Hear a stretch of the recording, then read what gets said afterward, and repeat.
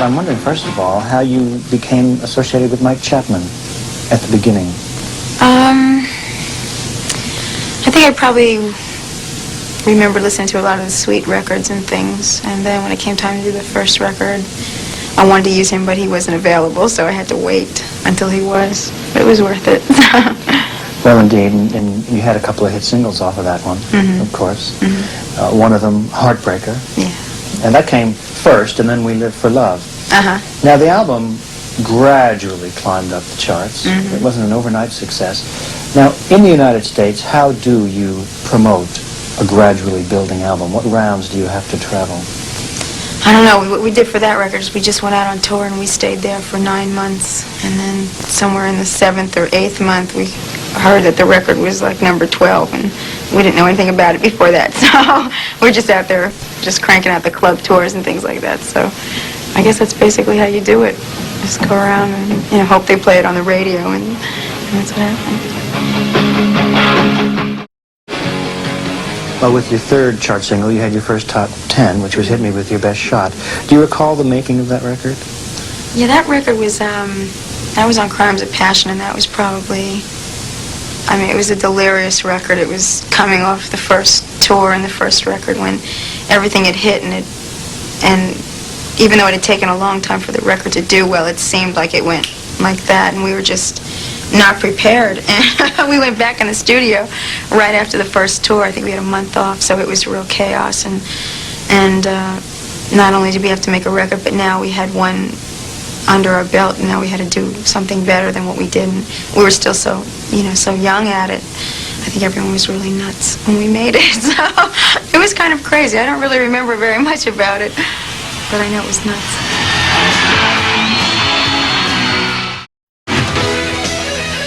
Well, you work with Keith Olsen, who also has worked with Fleetwood Mac, Rick Springfield, very much an American commercial producer. Is there anything that typified his style? Keith, we went with Keith basically because he was, we were looking for someone who wasn't going to be as domineering as Chapman, because we felt that on the second record it was already time that once you had learned a little bit that you should try and do what it was you wanted to do and not have someone, you know, directing you so strongly. And Chapman really, when he's in there, he's, you know, I mean, he's really like amazing. He just goes in, everything is, you know, his idea and things like that, and you have to always battle it out and stuff. But it's really great when you're new, because you really need that kind of guidance. So when we met with Olsen, Keith was totally the other way. I mean, Keith basically engineers a record and you go in and do whatever you want, you know, so that was good, and I think that's why we've chosen him.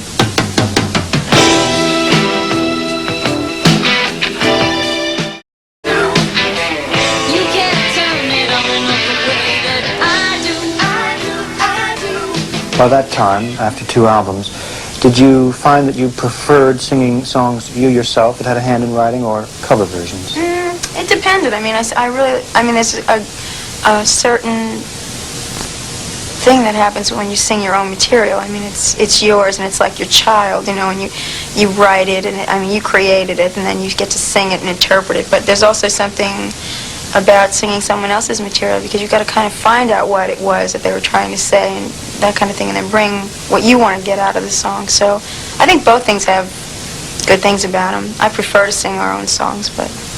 Well, you did one that must have been personal, Hell Is for Children. That's about child abuse. How did you come to write that one?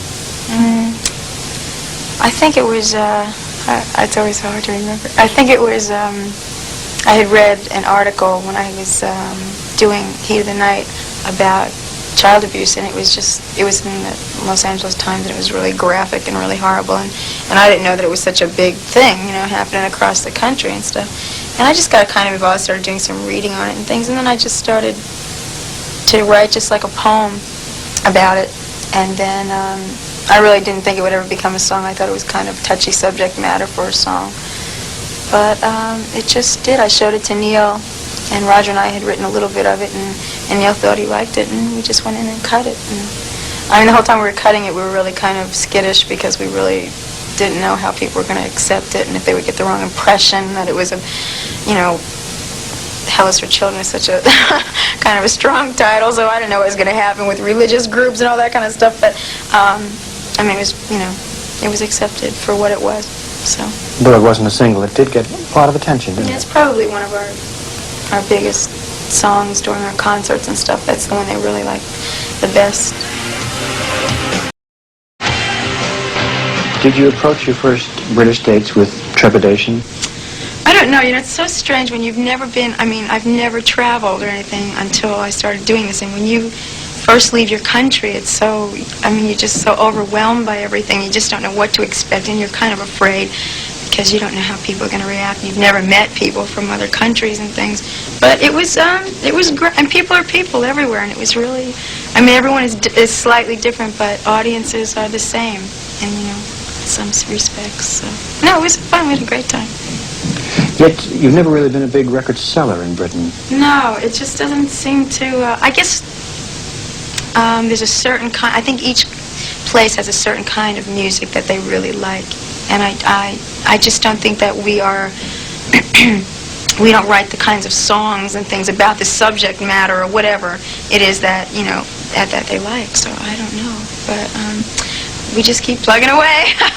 We won't go away, so we'll just keep coming back and see what happens, you know.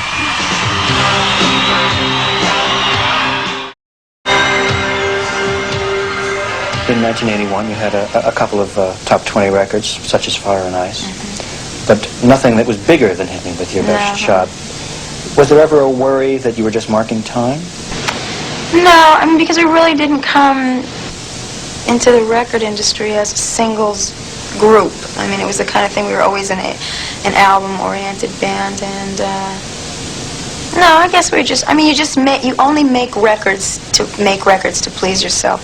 If they become hit records, that's fine, but I mean, you're not, besides all the pressures that you have outside trying to make hit records, you still make the ones that you want, and sometimes you make ones you compromise and hope, you know, thinking that will work, and that doesn't always work, and then, you know, the combination is so touching, and it's really kind of magical, and if it happens, it's really kind of just by chance, I guess. Whose idea was the a cappella introduction of Shadows of the Night? Neil's. Yeah, we tried it the other way without the, I mean, with the rest of the band on there, but he liked it best like this that. This is Neil Giraldo. Yeah. He thought that would be interesting, so I said, okay. So we did it. And it made a hit record. The shadows of the night. Well, in the autumn of 1983, you did have your biggest hit single, Love is a Battlefield. How did that originate? We're doing the studio the live album. We were discussing whether or not we're going to make it into a double record, and we all figured that it wasn't going to be a very good idea. We said, well, we really can't sequence it with 10 songs. It just wasn't working, so we would cut it back to 8 and then put 2 new cuts on because we had some songs, and rather than wait for the next studio album, we figured we might as well do them now. And Chapman sent the song to Peter Coleman, who co-produced the record, and we just liked it, so we went in and just cut it, and we just loved it right away. So it was a hit, and the video has been shown a great deal on American television. It's one in which there's a lot of dancing. I would say dancing in the upper half of the body as well as the lower. It seems to me that these videos are giving a lot more employment to dancers than previously. They must be happy, and requiring artists to dance themselves. I guess, I mean, you can. I mean, a lot of people don't. I mean, it's not like it's not an easy thing to do. I mean, I'm certainly new at dance, so they had to take me for 8 hours a day till my feet were going in the right direction. But I just wanted to do it because I thought it would be, you know, a new thing, a new experience to try. So, but they were great. I mean, it does give them a lot of work. A lot of people are getting, you know, work that were out of work and stuff. So I think it's good. Yeah.